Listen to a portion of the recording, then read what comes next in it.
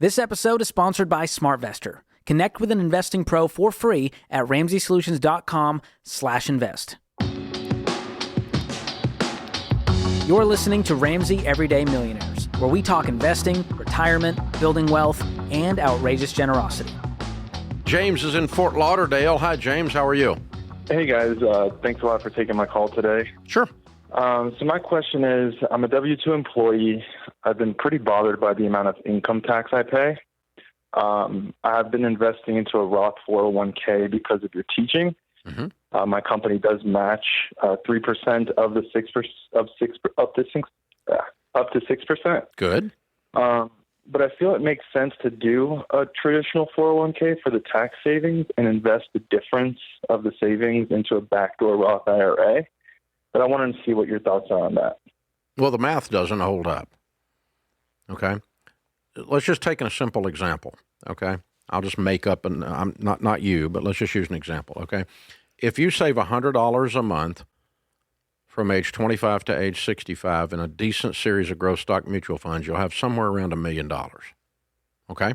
Mm-hmm. If you do that in a Roth, 100% of it is tax-free. If you do that in a traditional, you're going to pay taxes on 100% of $1 million, which will be somewhere around $350,000. So instead of having $1 million, you'll have $650,000 after the government. However, let's add that up, okay? 12 times 100 is 1,200, right? Okay. You follow me? Okay. Yeah. Times 10 years would be 10,800, right? Times 40 years, which is the period of time we're talking about, would be right around $50,000. So you saved taxes on $50,000. Meanwhile, you got to pay taxes on $1 million. That's your traditional numbers. I see. So I'd be saving now, just not later. Yeah, but you see, when you get to the $1 million, well, my point is 95% of what's in there is growth, not what you put in. And you're only saving taxes now on what you put in. Now, if you want to get real nerdy about it, you could run a present value calculation on that $50,000, but it still doesn't make the point. But if you had invested that $50,000 in a backdoor Roth somehow, like, is that what does that come out to? Still doesn't offset the fact that you've got $350,000 in taxes. Okay, well, don't I pay taxes on the withdrawals on the back end, like when I am not on a Roth? Age? No, Roth is 100% tax free. No, on a traditional. On a traditional, right now, as you pull the $1 million out, you're going to pay taxes on $1 million, which is $350,000. If you did it in 1 year or 10 years, you're going to pay out $350,000. I see. But what if I'm living off less than I'm making right now, but later? And you're in a lower tax bracket? Correct. Well, if you can help me find a place in the history of the United States of America when taxes go down permanently, I'll go with you on that. But taxes don't go down; they go up because Washington has an ever-increasing appetite for my money. So, James, I think the argument is by the time you retire, you're still going to, even if you're in a lower tax bracket, that lower tax bracket is probably going to be the same. Well, here's the other problem. Lower than it is today for you. Yeah, here's the other problem, okay? Let's pretend you didn't just do $100. Let's pretend you did $1,000. Well, now we're dealing with $10 million. Your mandatory withdrawals are going to keep you in the highest tax bracket. And by the way, on the Roth, you don't have mandatory withdrawals. Oh, I don't? No, where you have a required minimum distributions at 72.5 on traditionals. You have zero requirements on Roth. So I'm sitting here with a several $100 million net worth and $100 million probably, I don't know, not quite, in Roth. But guess when I will take that money out for that Roth? I'm 63. You know when I'm going to pull the money out of that Roth? Never. Because it can go to my next generation tax-free. I'm going to let the sucker sit there and grow. I'm 63. Let's say I live to 93. That's another 30 years. All that money's going to grow tax-free, and then it's going to be handed to the next generation tax-free. Not true with traditional. An inherited IRA is taxable. So it screws up your estate plan. And if you do really good and you save a whole bunch, you're going to be in a high tax bracket. Doesn't seem to matter which way you vote. Both of them screw it up. Okay. So I'm just telling you, man, anything you can do to keep the government from controlling the money, the distribution of the money, or taxing the money, you're always going to come out ahead because you're so young and smart. The beautiful thing about what you're asking is you're actually thinking about it. Way to go. And you're actually running numbers and asking very intelligent questions. You came to the wrong conclusion, but you're asking great questions and you're paying attention. So I can tell you this, from having done this for 35 years, you are going to be wealthy because even if you did this wrong, you're going to end up with a lot of money. I have a question.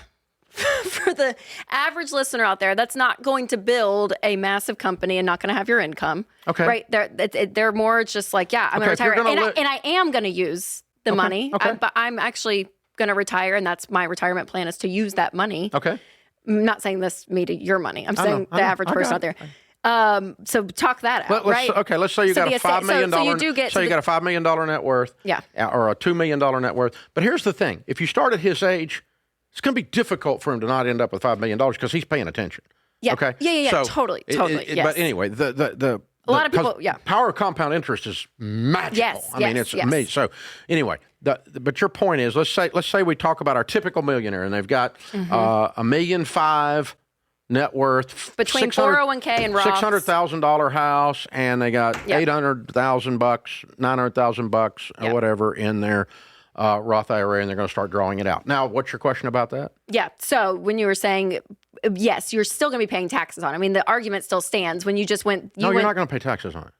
If you did a traditional. If you got a traditional, you're still going to pay taxes on that $900,000. Exactly. Yeah. It would still be the traditional route. Yeah. But the lower tax bracket, high tax bracket, still, the argument stands that it'll probably still be the same. Well, you got to see. It's hard to compare a lower tax bracket with zero. Roth is zero. That's the lowest possible tax bracket. Right. Okay, so, I mean, I don't care how low the tax bracket is because the 50,000 created the 900,000 in our 950,000 in our scenario. It was the seed that grew $950,000 worth of corn.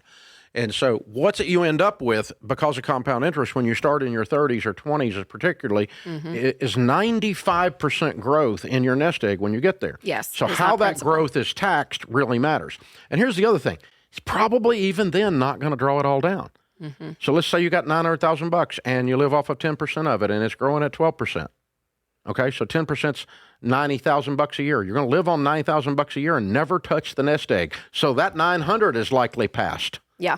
From an estate planning perspective. Totally. Yeah. 100% tax free. Versus if that 900 was traditional and you lived off of $90,000 a year and you paid taxes on the $90,000 a year because it's taxable, but at a lower tax bracket, but not zero. And if you did that, then you still are going to leave $900,000 if you never touched the principal and just lived off the interest it created, the growth it created. You're still going to leave $900,000 all taxable to your kids because an inherited IRA is taxable. And the new rules require that you pay all the taxes out within 10 years on it under the Secure Act. Thank you, Joe Biden. And so there you go. I mean, that's new rules. You cannot drag your inherited IRA out. You've got to cash it out because those people want your money. And they're not going to let you keep your money if you structure it in a way. What's the death tax? The death tax is an estate tax. Okay. It means I've already paid income tax on all this money. And is that on top of that you have to have a minimum of that, right? Yeah, $20 million. Oh, okay. Yeah. And then but if you get $40 million or you get $120 million, you get taxed on $100 million at death. There's a lot of taxes that you have already paid taxes on. That's why they call it the death tax, because you're taxing people who've already paid taxes, but they're too dead to do anything about it. Thanks for listening to Ramsey Everyday Millionaires. Need help with your investments? Connect with a SmartVestor Pro at RamseySolutions.com/invest or click the link in the show notes. Ramsey Solutions is a paid non-client promoter of participating pros. Learn more at RamseySolutions.com/SmartVestor.